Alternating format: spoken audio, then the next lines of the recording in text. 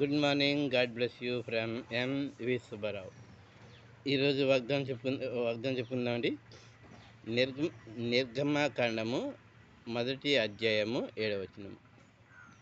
ఇస్రాయేలు బహు సంతానం గలవారై ఆ, అభివృద్ధి నొంది విస్తరించి అత్యధికముగా ప్రబలిరి. సో థ్యాంక్ యూ అండి, వందనాలు. ఏసేపు ఎరుగని స్థలం. ఏసేపు ప్రధానమంత్రిగా ఉన్న రోజుల్లో ఏసేపు తన తల్లిదండ్రులని తనున్న దేశానికి తీసుకెళ్తాడు. అక్కడ దేవుడు చెప్పిన ప్రకారంగా ఆ దేశంలో 400 సంవత్సరాలు జీవిస్తారంట.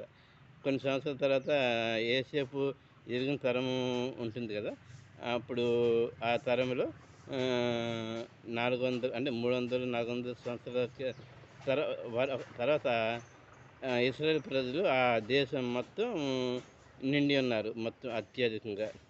సో దేవుడు మన జీవితంలో మనం దేవుని మాటలు విని ఆయన మాటలను ఆయన మార్గంలో నడుచుచు, ఆయన ఆజ్ఞలను పాటించు, ఆయన మాటలను గైకొంచు మనం పాటించి నడుచుకున్న ఎడల మనం కూడా అత్యధికంగా విస్తరిస్తామని ఈ యొక్క సారాంశం.